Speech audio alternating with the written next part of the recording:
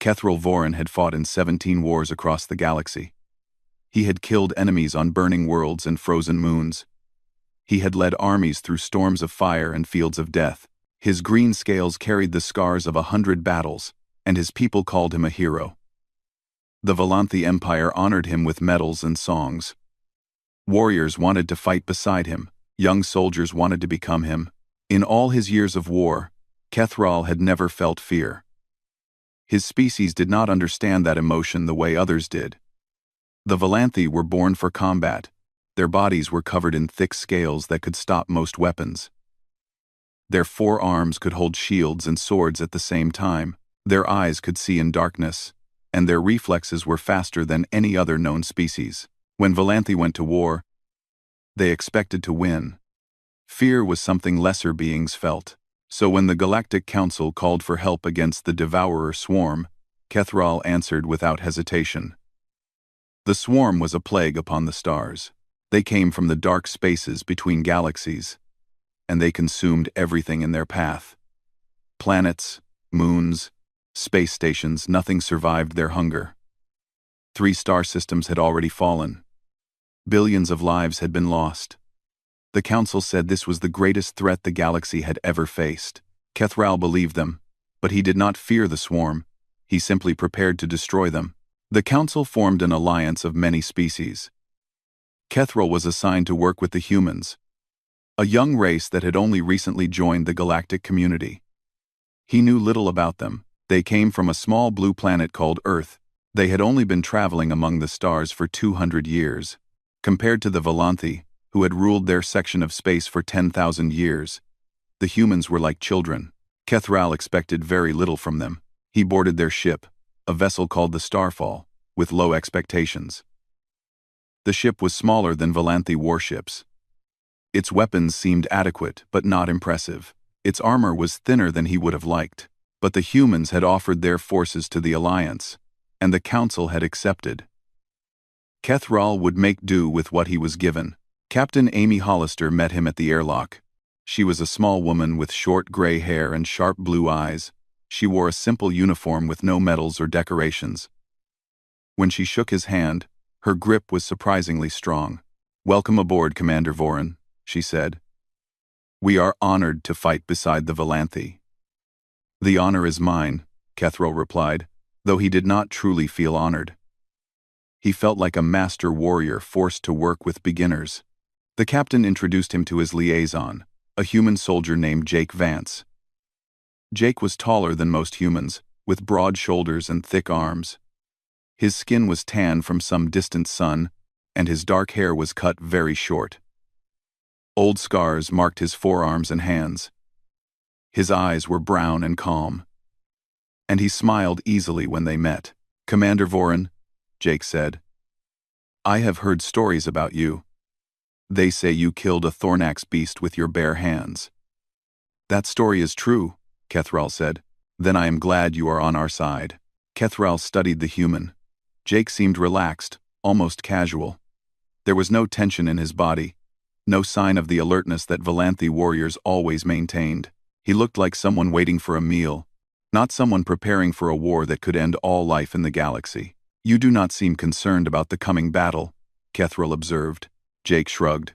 "Worrying does not help. We train, we prepare, we fight. Whatever happens after that is beyond our control." This attitude puzzled Kethral, but he said nothing more. Over the next few days, he watched the humans carefully. He ate meals with them in their dining hall. He observed their training sessions. He listened to their conversations. What he saw confused him more and more. The humans did not act like soldiers preparing for war. They laughed and told jokes. They played games with small pieces of paper that had pictures on them. They listened to strange music and sang along badly. They talked about their families back on Earth, about places they wanted to visit, about foods they missed eating. They seemed more interested in enjoying the present moment than worrying about the future. One evening, Kethral sat in the dining hall and watched a group of young soldiers playing their card game. They were loud and happy, slapping the table and shouting when someone won or lost. Among them was a young woman named Beth Cortez.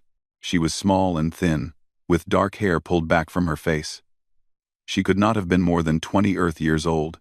She noticed Kethral watching and walked over to him. "You look confused, Commander," she said. "I am trying to understand your people," he admitted. "We are about to face an enemy that has destroyed entire civilizations. Yet you play games and laugh. Do you not understand the danger?" Beth sat down across from him. Her smile faded, but it did not disappear completely. "We understand," she said. "We know we might die. Some of us probably will. But that is exactly why we laugh and play games. If tomorrow is our last day, we want today to be a good one. That seems illogical. Maybe it is, but being logical all the time sounds exhausting." She leaned forward. "Can I tell you something about humans, Commander? Please. We are not the strongest species. We are not the fastest or the smartest. Our bodies are soft, and we die easily. We know this. We have always known this. Back on Earth, we were surrounded by animals that were bigger and deadlier than us. We should have died out long ago. But we survived." "How?" Kethral asked. "Because we refused to give up. Because we learned to work together. Because even when everything seemed hopeless, we kept fighting." Beth smiled again. "That is what humans do, Commander. We do not win because we are strong. We win because we do not know how to quit." Kethral considered her words. He had heard similar things from other species, bold claims about courage and determination. Such words usually meant nothing when the real fighting began. He would wait and see if the humans could support their words with actions. He did not have to wait long. The mission came 3 days later. Their target was a swarm hive node on a dead moon called Kethra Prime. The hive node was like a heart for the swarm. It gave them commands and helped them coordinate their attacks. If the Alliance could destroy it, the swarm forces in this sector would become confused and weak. 3 other fleets had tried to destroy this hive node before. All 3 had failed. Thousands of soldiers had died. Ships had been torn apart. The survivors spoke of endless waves of monsters pouring from the ground, of claws and teeth and acid that melted armor like snow in sunlight. Kethral studied the reports carefully. The swarm was indeed dangerous. But he had faced dangerous enemies before.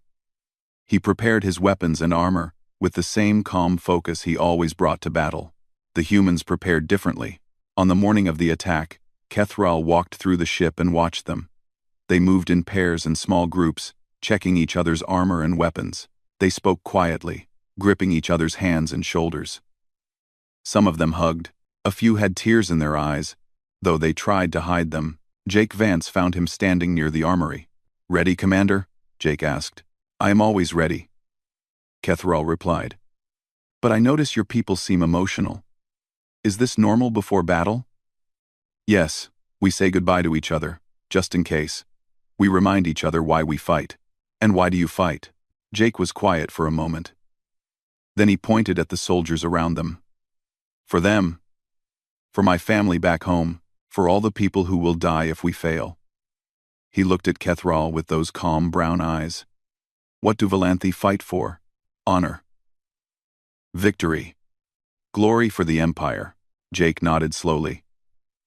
"Those are good reasons. But they seem cold to me. I fight for the people I love. That feels warmer."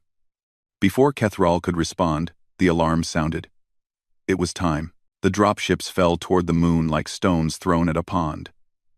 Kethral sat among the human soldiers, feeling the ship shake as it entered the thin atmosphere. Beside him, Beth Cortez checked her rifle for the 3rd time. Her hands were steady, but he could see her pulse jumping in her throat. "Are you afraid?" he asked her. "Terrified," she admitted. "But I will fight anyway." "Why?" She smiled at him. "Because my friends need me." The dropship hit the ground hard. The doors opened, and the soldiers poured out into a landscape of gray rock and black sand. The sky above was dark purple, filled with strange stars. The air was thin and cold. Kethral took a deep breath through his filter mask and raised his weapon. For a moment, everything was quiet. Then the ground exploded. Swarm drones burst from tunnels all around them. They were horrible creatures, bodies covered in black armor, legs like knives, mouths filled with rows of sharp teeth. Each one was the size of a large dog, and they moved with terrible speed. They made clicking sounds as they ran, a noise that seemed to fill the whole world. There were thousands of them. Kethral had seen armies break under such attacks. Strong warriors with good training would look at those numbers and run. It was the logical thing to do. You could not fight a wave, you could only retreat and try again later. The humans did not run. Jake Vance raised his rifle and started firing. "Hold the line," he shouted. "Hold the line." The soldiers around him obeyed. They stood their ground and fired into the swarm. Drones fell, but more came behind them. The wave kept coming, endless and hungry. A soldier to Kethral's left went down, pulled into the mass of bodies. Another fell a moment later. Still, the humans did not run. Kethral fought beside them, using all four of his arms to hold shield and blade. He cut down drones by the dozen, his scales turning aside their claws and teeth, but even he felt the pressure of those numbers. Even he began to wonder if they could survive this. Then something changed. Jake Vance's rifle overheated and stopped working. Without pause, without hesitation, he threw the useless weapon aside and drew a long knife from his belt. Then he charged forward, into the swarm. Kethral watched in disbelief. It was madness. No sane warrior would do such a thing. But Jake moved through the drones like a storm, cutting and stabbing, pushing deeper into the enemy. His armor was torn. Blood ran from wounds on his arms and face, but he did not stop. "Follow the sergeant," someone shouted. And they did. The humans pushed forward, following Jake into the heart of the swarm. They fought with rifles and knives and bare hands. When they fell, their friends stepped over them and kept fighting. When they were wounded, they kept shooting until they could not lift their weapons anymore. Corporal Danny Liu took a claw through his leg. He fell to the ground, bleeding badly. Any sensible soldier would have screamed for help or tried to crawl away, but Danny pulled himself to a rock, propped his rifle against it, and kept firing. He called out enemy positions to his squad, his voice steady despite the pain. Lieutenant Megan Torres lost her entire team in the first minute. She was alone, surrounded by enemies, with no one to help her. Instead of hiding or trying to escape, she ran toward another group of scattered soldiers and took command. Her voice cut through the noise of battle, clear and strong. She organized a defense, directed fire, and held her position against wave after wave. Kethral had fought beside many species. He had seen courage and skill and determination. But he had never seen anything like this. The humans were not winning because they were better fighters. They were winning because they simply would not accept defeat. They were bleeding and dying, but they kept pushing forward. It was beautiful. It was terrifying. It was something Kethral did not have a word for. The battle lasted 4 hours. When it was over, the ground was covered with the bodies of swarm drones. But the humans had reached the tunnel entrance. They had fought their way through an army that should have destroyed them. Kethral stood among the survivors and looked at their faces. They were exhausted and wounded. Many of their friends were dead. But in their eyes, he saw something that surprised him. He saw determination. He saw fire. He saw a complete refusal to give up. For the first time in his life, Kethral Voran felt something strange stir in his chest. It was not fear. Not yet. But it was the beginning of understanding. These humans were something different. Something dangerous. Something that even the Valanthi had never seen before. And the battle was not over yet. The tunnel entrance stood before them like a dark mouth waiting to swallow the world. It was 30 feet wide and 20 feet tall. Carved into the gray rock of the moon, strange sounds came from inside, clicking and scraping, and something that might have been breathing. The air that flowed from the tunnel smelled wrong, like rotting meat and burning metal mixed together. Kethral stared into that darkness and felt nothing. He was a Valanthi warrior. He did not fear shadows or sounds or smells. He only needed to know where to point his weapons. The humans gathered around the entrance in small groups. Many of them were wounded. Some could barely stand, but no one suggested retreat. No one talked about giving up. They checked their weapons, shared their remaining ammunition, and prepared for whatever came next. Kethral found himself standing beside a young soldier he did not recognize. The human was barely more than a boy. With red hair and freckles across his pale face, his hands were shaking so badly he could barely hold his rifle. "What is your name?" Kethral asked. "Cody Barnes," the young man replied. His voice cracked on the words, "You are afraid." Cody laughed, a short and bitter sound. "I am more scared than I have ever been in my life. My legs want to run. My brain is telling me to hide. Every part of me wants to be somewhere else right now. Then why do you not leave? No one would blame you." Cody looked at the other soldiers around them. His eyes found Beth Cortez, who was helping a wounded man wrap a bandage around his arm. He looked at Jake Vance, who was studying a map of the tunnel system. He looked at the bodies of fallen soldiers, humans who had already given everything they had. "Because they need me," Cody said quietly. "Because my friends are still fighting. Because somewhere back home, my mom is waiting for me to come back. If I run now, I will have to look at myself in the mirror for the rest of my life. I would rather die than be a coward." Kethral studied the young human. He could see the fear in every line of Cody's body. His muscles were tight, his breathing was fast, his eyes were too wide. Everything about him screamed that he wanted to flee. And yet he was still here. He was still holding his weapon. He was still ready to fight. This confused Kethral deeply. Among his people, fear was considered a weakness. A Valanthi who showed fear was shamed and mocked. They were removed from service and sent away in disgrace. No true warrior would ever admit to being afraid, but these humans admitted it openly. They talked about their fear, shared it with each other, and then fought anyway. They did not pretend to be brave. They simply chose to act brave even when they were not. It was a strange kind of courage. Kethral was not sure he understood it. Then the ground beneath their feet began to shake. Something was coming from the tunnel. Something big. The creature that emerged was a nightmare made flesh. It was a swarm alpha, a leader beast twice the size of the regular drones.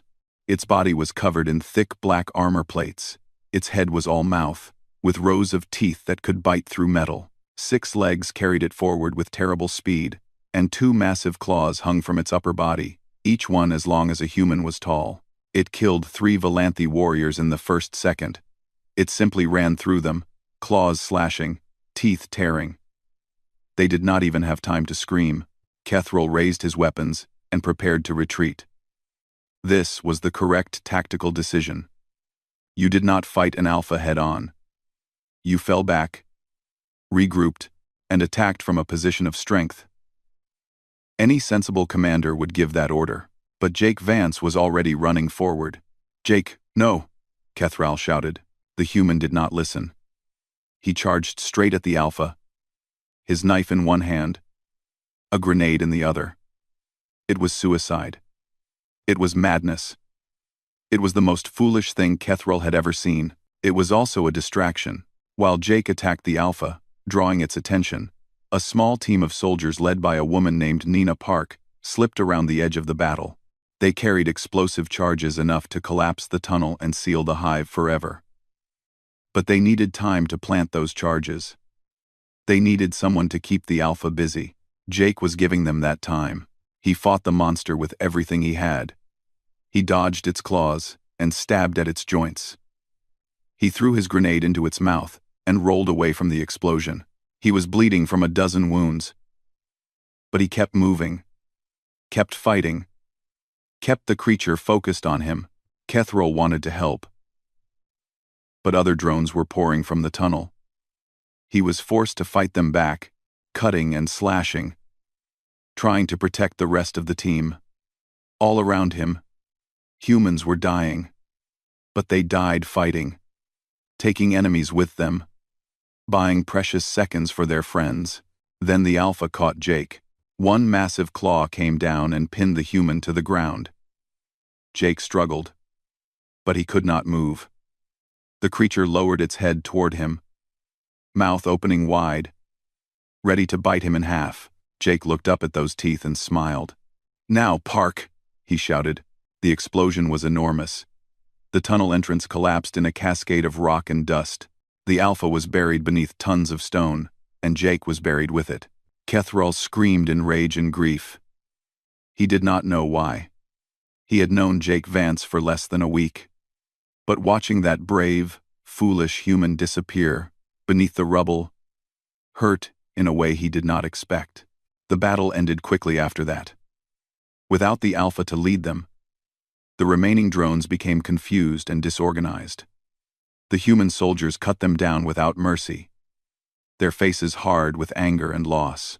When the last drone fell, silence covered the battlefield. Beth Cortez was crying. Danny Liu was sitting on a rock, staring at nothing. Cody Barnes was throwing up behind a pile of debris. All around them, humans were dealing with their grief in different ways, but none of them were running. None of them were giving up. "We have to dig," Beth said.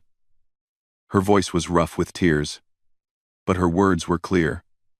"Jake might still be alive. We have to dig him out." "That is unlikely," Kethrall said. "The amount of rock that fell—" "I do not care what is unlikely," Beth shouted at him. "He is our friend. We do not leave our friends behind." She grabbed a piece of rock and started pulling it away from the collapsed tunnel. After a moment, Danny limped over and joined her. Then Cody. Then more soldiers, one by one, until everyone who could still move was digging. Kethrall watched them for a long moment. Then, he put down his weapons and started digging too. He still did not understand these humans. But he was beginning to think that understanding did not matter. What mattered was standing beside them. What mattered was refusing to give up. Just like they did. They dug for 6 hours, and against all odds, they found Jake Vance alive. They found him in a small pocket of air beneath the rubble. His armor had held against the crushing weight of the rock, creating a tiny space just big enough for his body. Both his legs were broken. His ribs were cracked. Blood covered his face from a wound on his head. But his heart was still beating. His lungs were still breathing. Somehow, impossibly, Jake Vance was alive. Beth Cortez cried when they pulled him from the stone. Danny Liu laughed. A wild sound of relief and joy. Even the wounded soldiers who had been resting nearby came to see, unable to believe what had happened.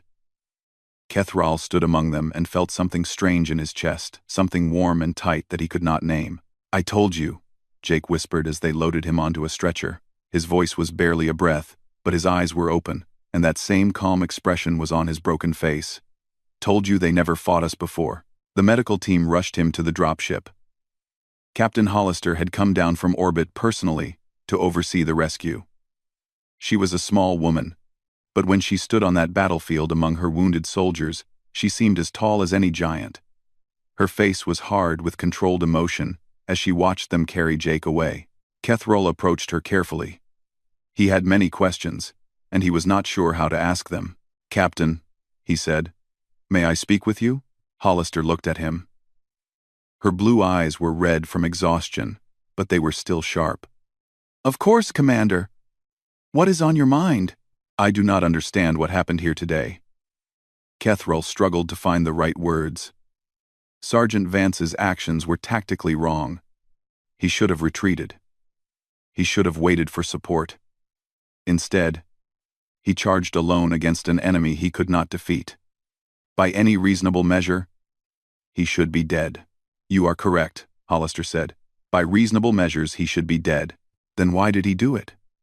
Why did your soldiers dig for 6 hours when logic said it was hopeless? Why do humans throw their lives away for each other?" Hollister was quiet for a long moment. She looked across the battlefield, at the bodies of fallen soldiers, and the rubble of the collapsed tunnel. When she spoke again, her voice was soft but steady. "Let me tell you a story, Commander. When I was young, my grandmother told me about the old wars on Earth. There was a time when humans only fought each other, before we knew there were other beings in the universe. In one of those wars, a group of soldiers was trapped behind enemy lines. They were surrounded, outnumbered, and running out of food and ammunition. By every logical measure, they should have surrendered. What did they do?" Kethrall asked. "They fought for 40 days. They held their position against wave after wave of attacks. Many of them died. All of them were wounded.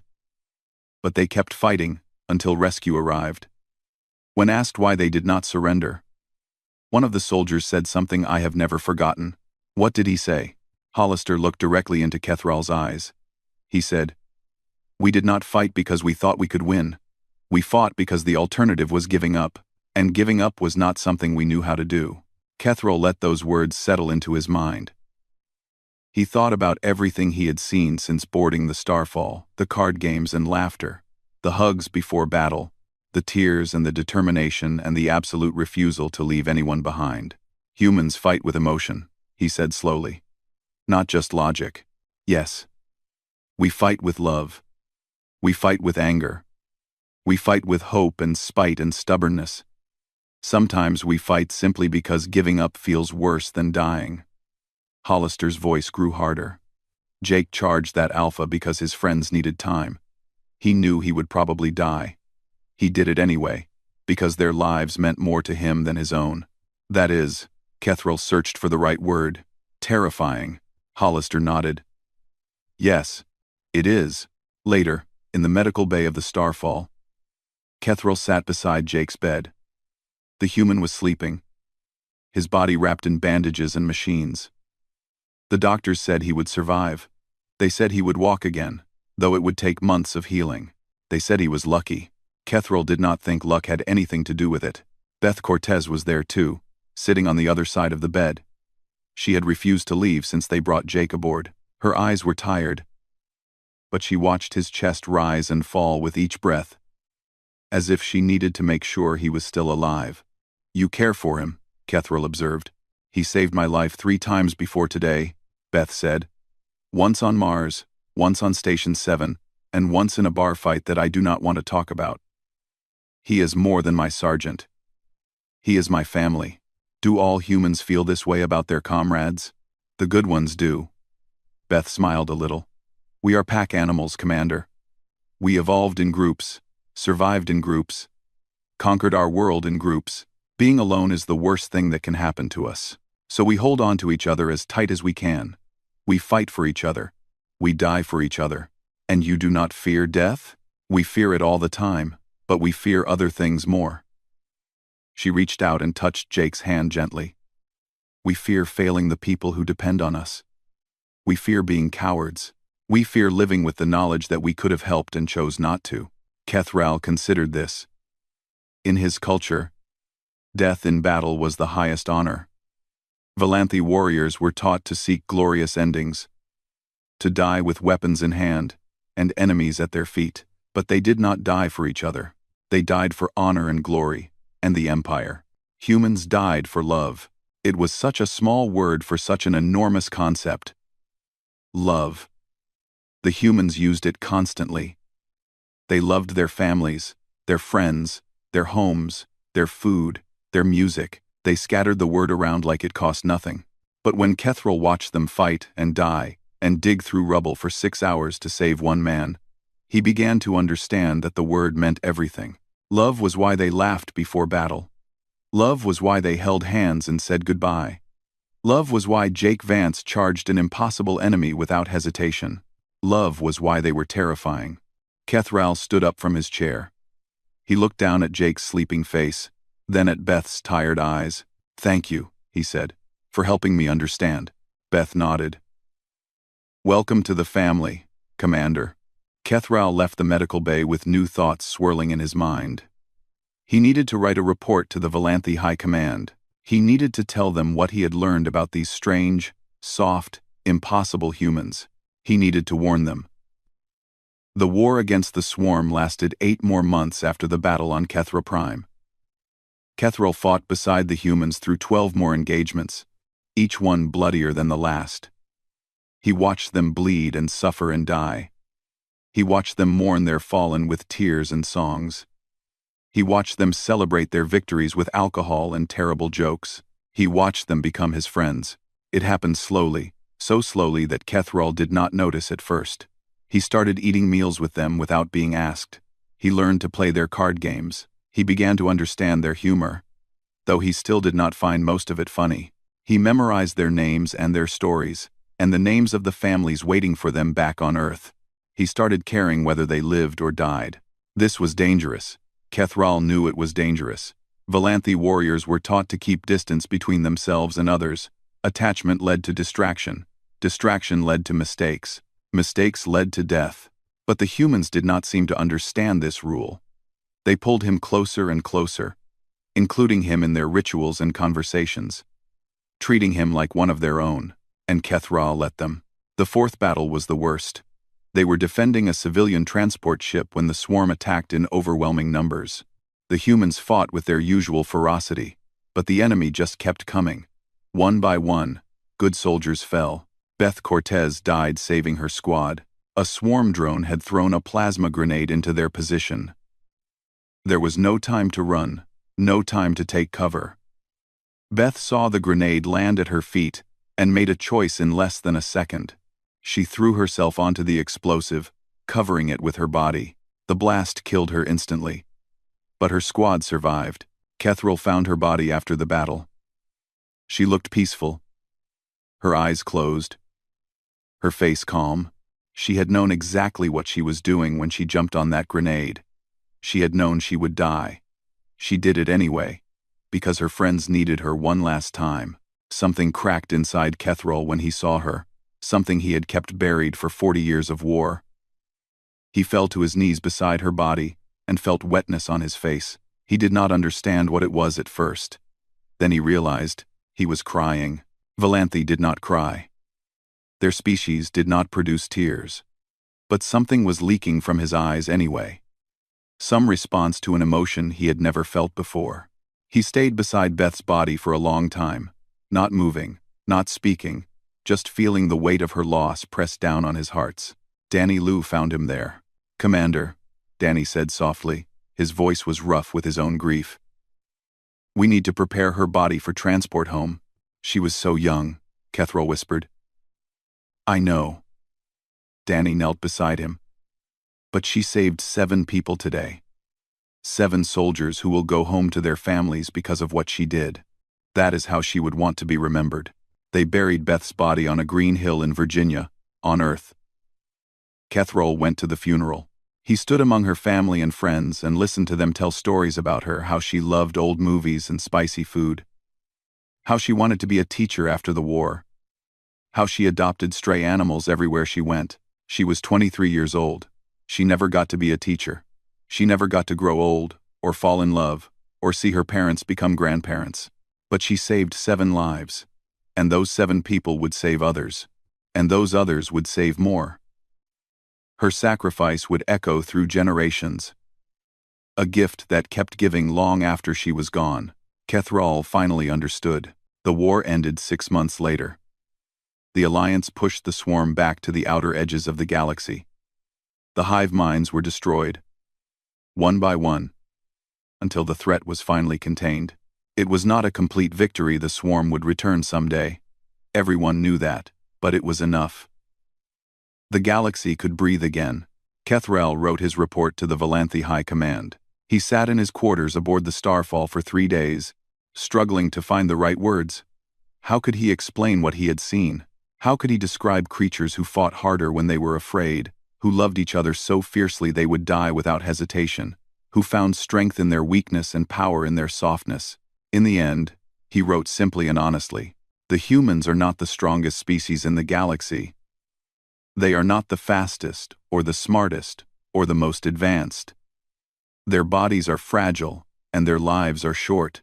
By every measure the Valanthi used to judge warriors, they should be considered weak. They are not weak. They possess something our people do not have. The ability to be afraid and fight anyway. To know they will die, and charge forward regardless. To value each other's lives above their own. They fight for love, and love makes them terrible enemies. I have commanded Valanthi legions for 40 cycles. I have faced monsters and armies, and the void itself. I never knew fear, but watching what humans will sacrifice for victory, for each other, for strangers they will never meet, I finally understand what fear means. It is not the swarm we should dread, It is ever becoming the enemy of humanity. For they will not stop. They will not break. They will burn themselves to ash before they let those they love come to harm. This is my report. This is my warning. This is my first taste of fear. On the day of the armistice, Kethrol found Jake Vance on the observation deck. The human was healed now, walking on his own two legs again, though he would always carry the scars of that battle on Kethra Prime. He was watching the stars through the window, his face calm and thoughtful. "What will you do now?" Kethrol asked. Jake shrugged. "Go home. See my sister. Maybe get a dog. A dog, an earth animal. They are loyal. They love you no matter what you do." Jake glanced at Kethrol with a small smile. "Kind of like humans, I guess." Kethrol stood beside him in silence for a moment. Then he reached out his hand in the human gesture he had learned. Jake took it and shook it firmly. "It has been an honor, Sergeant Vance," Kethrol said. "Same to you, Commander." Jake's smile grew wider, warmer. For the first time since Kethrol had known him, it reached all the way to his eyes. "Same to you." Kethrol returned to his people, a changed being. He told them about the humans, their strange customs, their fierce love, their terrifying courage. Some listened, some did not. Some thought he had gone soft from spending too much time among aliens. But Kethrol knew the truth. He had seen what humans could do. He had felt the power of their determination.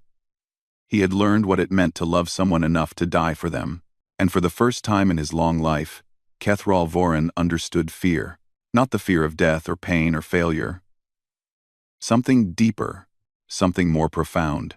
The fear of ever standing against creatures who simply did not know how to give up.